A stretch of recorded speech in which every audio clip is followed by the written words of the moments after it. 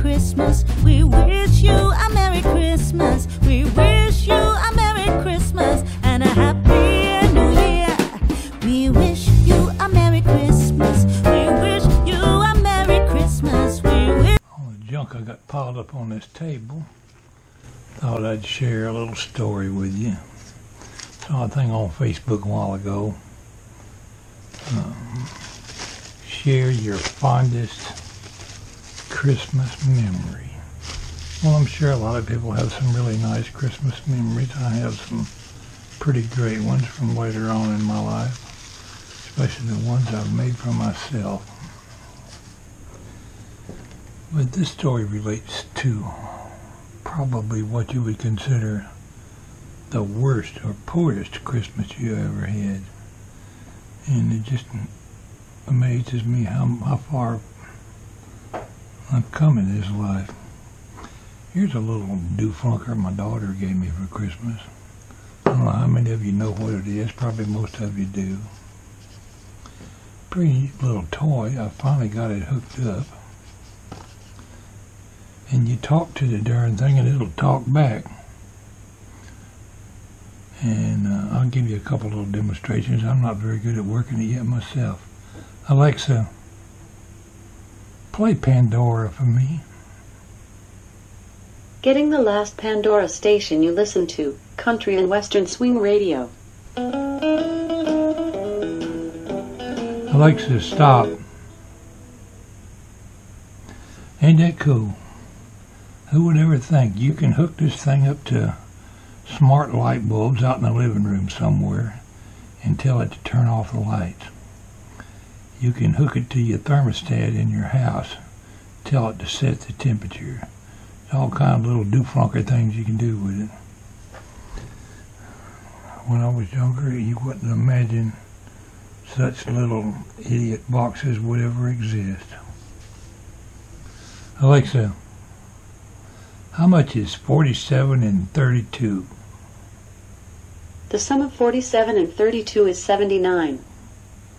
Ain't that something? Don't even need to dig out my calculator anymore. Don't have to pull out my radio. I guess that's why you can't buy a transistor radio anymore.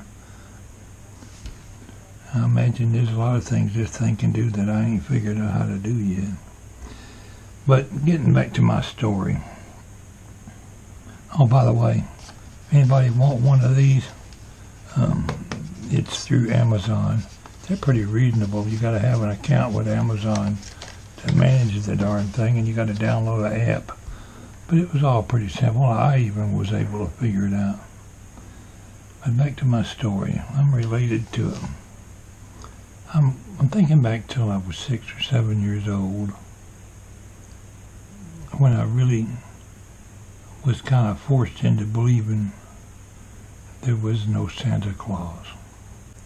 Now, when you're 6 or 7 years old, you got your heart set on getting something nice for Christmas, and it's a really big build-up, and it's a lot of fun when you get what you want.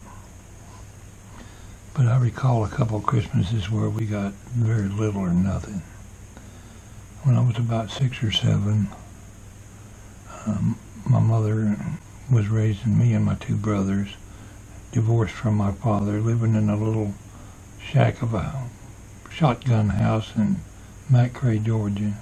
I'm sure I don't know the details, but I'm sure she had to pay rent and probably had to pay some for lights and had to buy ice for the ice box and groceries to feed our little butts with.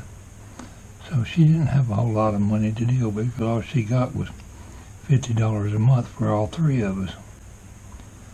So you can well imagine the times would come when we wouldn't have much of a Christmas.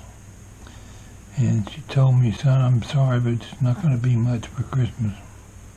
I said, why? Santa Claus don't know where we live.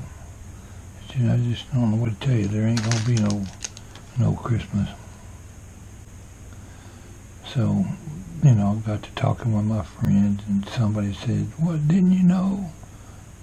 No, I didn't know. When they tell me these lies about there ain't no Santa Claus. Well, Christmas Eve we go down to Grandma's house. All the cousins are there with their families, and they all got their toys under the tree gathered out there, and you see all them presents. Surely some of them presents are for me. That Christmas there was one present. I got a cap gun and a pack of firecrackers. And when they, all the other children opened their big fancy bicycles and tricycles and rifles and guns and clothes, and it just makes a kid feel real bad. And I was so ill about the whole situation, I went outside, stuck my firecrackers up in the barrel of that cap gun, and just kept lighting them and blowing them up until that gun was blowed into smithereens. Probably was a nice cap gun, but it's just a depressing Christmas when you get very little. So my heart goes out to all the people that don't have much. I'm looking at all the plentiful things I have today, and I'm very grateful for them. But I'll never forget a Christmas like that. I remember one Christmas where all we got was some people in a pickup truck came from town handing out charity packages and gave us some little candies and pop toys and things, bag of oranges maybe. And it makes you feel good when somebody thinks of you. But you never forget those hard times, and you appreciate the good times when you got them. I don't know, I just thought I'd share that little story with you. I'll never forget those times when we had very little. Alexa, Happy New Year. Happy 2017. Thanks for listening, my friends.